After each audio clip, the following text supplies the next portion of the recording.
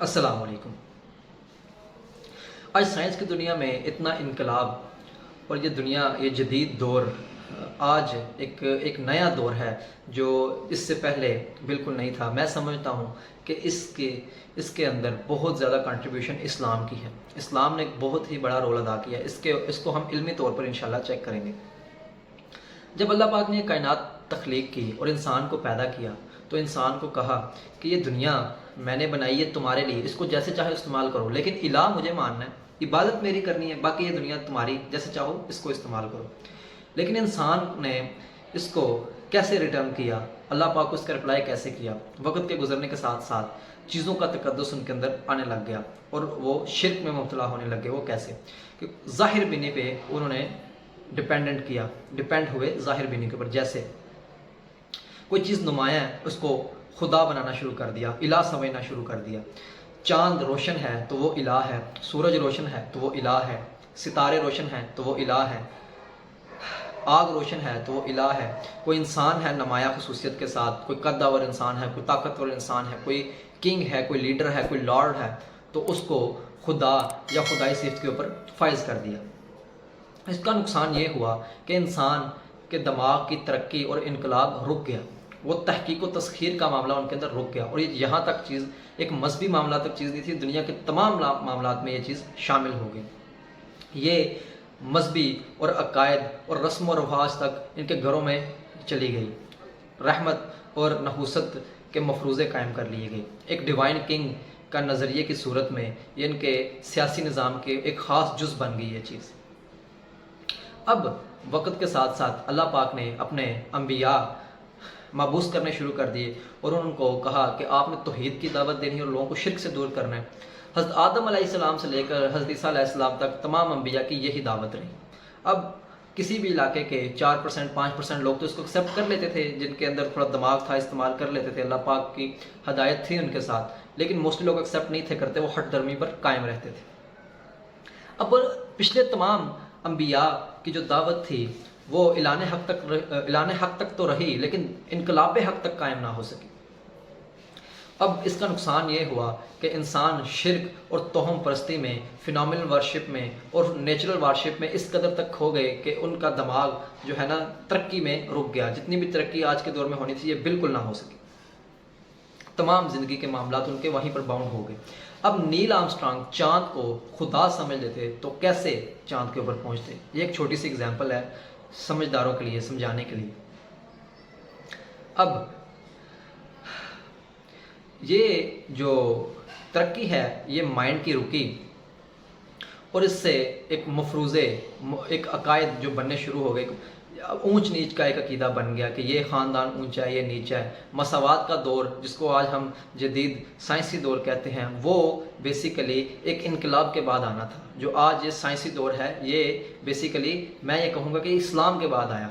ये इस्लाम ने ही लोगों को सिखाया। ये कैसे कि जब नबी मुकर्रम सल्लल्लाहु अलैहि वसल्लम को अल्लाह पाक ने मबूस किया और उनको कहा कि आपने तौहीद की दावत तो देनी है, साथ साथ मिलिट्री एक्शन भी करना है। आपने बेसिकली लोगों के माइंड को डाइवर्ट करना है। आपने लोगों के माइंड के अंदर ये बात घुसानी है कि तौहीद ही है, अल्लाह ही है एक, ये तमाम उसकी मखलूक़ात हैं। आपने इन तमाम मखलूक़ात को अल्लाह की मखलूक समझना और उसको तहकीक व तस्खीर भी करो, इसको जैसे चाहो इस्तेमाल करो, ज़िंदगी के मामलात को यहाँ मत रोको। नबी मुकीम सल्लल्लाहु अलैहि वसल्लम ने इसके लिए एक रियासत कायम की और उस रियासत को बढ़ाया। उसके तमाम सहाबा कराम उस रियासत को लेकर चले और बहुत ही बड़े एरिए पर वो रियासत कायम हुई और लोगों को कहा कि ऊपर कानून इस्लाम हमें कायम करने दें ताकि आपकी आइंदा नस्ल में तो इनकलाब आए, आप अपने मज़हब को कायम रहते हैं तो रहें। इस तरह इस्लाम बहुत ज़्यादा फैला और लोगों को तौहीद की दावत मिली और लोगों ने तहकीक व तस्खीर का मामला शुरू किया। अब एक बहुत बड़े आलम दीन एक मुफस्सिर के पास बैठ के, वो मुफस्सिर जो थे वो गैर मुस्लिम थे, उन्होंने कहा कि अगर साइंस की दुनिया से, तारीख़ की दुनिया से इस्लाम को निकाल भी दिया जाए तो साइंस या तारीख़ में कोई फ़र्क नहीं पड़ेगा। तो वो आलम दीन कहते हैं कि अगर इस्लाम को निकाल दिया जाए तो ये दुनिया आज भी वहाँ होती जो इस्लाम के आने से पहले थी, जो चीज़ों के तक़द्दुस में मुब्तला थी। अब वो जो साइंटिस्ट थे वो रुक गए, वो खामोशी इख्तियार की। उन्होंने सोचा कि हाँ वाकई ये बात तो है कि इस्लाम के आने से पहले तो दुनिया काफ़ी चेंज थी। اسی طرح اسلام کی جو دعوت ہے بیسیکلی سائنس یا ٹیکنیکل چیزیں سکھانا نہیں ہے، یہ بیسیکلی یہ جو ہے نا ہدایت ربانی ہے، یہ زندگی گزارنے کا طریقہ ہے بیسیکلی، لیکن یہ سائنس کو ٹچ کرتی ہے، بیسیکلی ایک انقلاب لے کر۔ اسلام جو ہے بیسیکلی ہدایت ربانی ہے، یہ کچھ سائنس کی بک نہیں ہے، یا یہ ہمیں بیسیکلی انقلاب دیتی ہے مائنڈ کا کہ الہ ایک ہے، یہ تمام اس کی مخلوقات ہیں، آپ نے اس کی تحقیق و تسخیر کرنی ہے۔ چاند، سورج، ستارے، آگ، انسان، درخت، زمین، تمام دنیا کے جتنے بھی معاملات ہیں، یہ جتنے بھی ہیں یہ اللہ کی مخلوق ہیں، اور آپ نے اس کی تحقیق و تسخیر کرنی ہے۔ اسلام ہمیں سائنس نہیں سکھاتا، لیکن ایک انقلاب دیتا ہے، ایک ٹچ دیتا ہے، ایک نظریہ دیتا ہے کہ آپ نے ایسے ورک کرنا ہے۔ اب ہوا کیا کہ اس کو ایسے سمجھیں کہ جیسے ایک درخت ہے، وہ پھل دیتا ہے لیکن ساتھ میں سایہ بھی دیتا ہے۔ اب سایہ، انسان سایہ میں بیٹھ کر بھی فائدہ اٹھا رہا ہے اسی درخت سے، لیکن پھل بھی لے رہا ہے۔ اسی طرح اسلام کا مقصد ہدایت ہے، انسان کا زندگی گزارنے کا طریقہ، لیکن ساتھ میں وہ ایک ٹچ بھی دیتا ہے، ایک توحید کا پیغام دے کر اس کائنات کو تحقیق و تسخیر کرنے کا ایک پیغام بھی ہمیں ساتھ میں دیتا ہے۔ اب اے ہمبلٹ کی ہم بات کریں، اے ہمبلٹ کہتے ہیں کہ فزکس کہ جو آباء و اجداد ہیں، جو فادر ہیں، وہ مسلمان ہیں، عربز مسلمز۔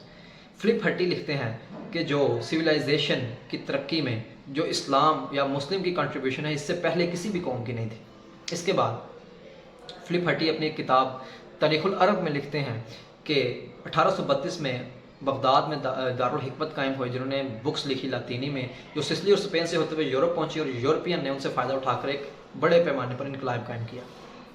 ہینری پرین لکھتے ہیں کہ اسلام ہی ہے جس نے دنیا کا ڈھانچہ اکھاڑ کر چینج کر دیا، ایک مائنڈ کا ایسا انقلاب لایا۔ تو اس بات کو سمجھنا چاہیے۔ آج کے دور میں جو اتھیسٹ ہیں یا جو ملحد دہریے، یہ انہوں نے کیا کیا، انہوں نے اسلام کو بھی خود سے دور کیا، اور جب ان کو نظریہ سمجھ آ گیا اور خود جو ہے نا خدا سے ہی بیسیکلی بیزار ہو گئے۔ ان کے باؤ اجداد تھے جو چھوٹی چھوٹی چیزوں کی الہ بنا کے بیٹھے تھے، آج انہوں نے حقیقی الہ سے بھی دستربردار کر لیا، اپنے آپ کو خدا سے باہر کر لیا، انسان کو خدا بنا لیا، ایک ٹیکنیکل ٹروتھ پہ ڈیپینڈنٹ ہو گئے۔ تو اس چیز سے بچنا چاہیے، ایک اللہ ہے، اسی کی عبادت کرنی چاہیے، اور اس کائنات کو تحقیق و تسخیر کرنی چاہیے، تمام کائنات اللہ پاک کی مخلوق ہیں، تو اس چیز کو سمجھنا چاہیے ہمیں۔ تو ان ایتھیسٹ کی دعوت سے بھی بچنا چاہیے، یہ بہت ہی ایک عجیب قسم کے مفروضے قائم کرتے ہیں، انسان کو اپنی چالوں میں پھنسا لیتے ہیں۔ تو اللہ پاک ہم سب کو ہدایت دے۔